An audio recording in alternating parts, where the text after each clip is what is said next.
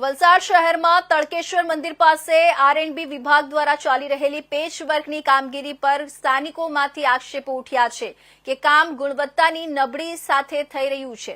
આ અંગે સમાજસેવક મિત દેસાઈ સ્થળ પર પહોંચી નિરીક્ષણ કર્યું હતું અને તેમના જણાવ્યા અનુસાર રસ્તાના પેચવર્કમાં યોગ્ય સામગ્રીનો ઉપયોગ ન થવાની સાથે લેવલિંગ પણ નિયમ મુજબ કરવામાં આવ્યું નથી। મિત દેસાઈએ જવાબદાર અધિકારીઓને પ્રશ્ન કર્યા ત્યારે તેઓ સંતોષકારક ઉત્તર આપી શક્યા નહોતા।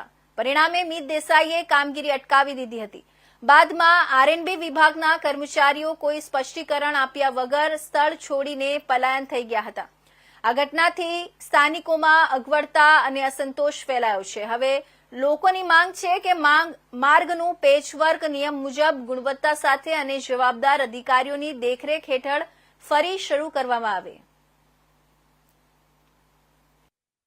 17/11/2025 ના રોજ જ્યારે વલસાડ રાજાનગર પાસે કોન્ટ્રાક્ટરો દ્વારા રોડના પેચવર્કનું કાર્ય કરવામાં આવી રહ્યું હતું તે કાર્ય હું ત્યાં સાઈડ પર બેસીને જોઈ રહ્યો હતો અને કાર્યમાં ખામી જણાતા મેં કોન્ટ્રાક્ટરોને સવાલ કર્યા કે આ પેચવર્કનું કામ છે કે રીસર્ફેસિંગનું। તો કોન્ટ્રાક્ટરનું કહેવાનું હતું કે પેચવર્કનું કામ છે। એટલે મેં કીધું પેચવર્કનું યોગ્ય પદ્ધતિથી કામ કરો, નહીં તો કામ કરવાનું નથી। તો એ લોકોએ મને પૂછ્યું યોગ્ય પદ્ધતિ શું છે। મેં કીધું સૌથી પહેલા તો જે પેચ પડેલો હોય તેનું માર્કિંગ કરવાનું, પછી એને પેચના આજુબાજુ સ્ક્વેર કટમાં કટિંગ કરીને 15 મિનિટ સુધી ડામર રહેવા દેવાનું આવે અને સૌથી પહેલા મેઇન તો સફાઈ લૂઝ મટીરિયલ કાઢવાનું કામ હોય। એટલા પછી કોન્ટ્રાક્ટરો દ્વારા આર&બીના અધિકારીને બોલાવવામાં આવ્યા। આર&બીના અધિકારીએ મને પૂછ્યું કે તમે શું ઈચ્છો છો। એટલે મેં આર&બીના અધિકારીને કીધું કે જો તમે યોગ્ય પદ્ધતિથી કામ નહીં કરતા હોય તો કામ કરવાની અમારે કોઈ જરૂર નથી, કારણ કે આ પ્રજાના પૈસાનો બગાડ છે ને ઓલરેડી એ રસ્તો 1 મહિના પહેલા બની ચૂકેલો હતો અને 1 મહિનામાં 5 દિવસ પણ એ રસ્તો નહીં ટકી શક્યો। એટલા માટે કોન્ટ્રાક્ટરોને મેં કીધું અને આર&બીના ઓફિસરોને કીધું કે યોગ્ય પદ્ધતિનો જો તમે અમલીકરણ નહીં કરવાના હોય તો આ રસ્તો બનાવવાનું કામ નથી।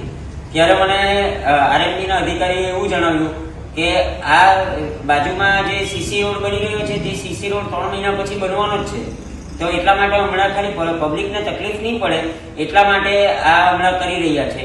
તો મેં આર&બીના અધિકારીને પૂછ્યું કે તમે આ જે હમણાં કામ કરશો તેના પૈસા નહીં લેશો। તો આર&બીના અધિકારીનો જવાબ હતો નહીં, પૈસા તો લેશું।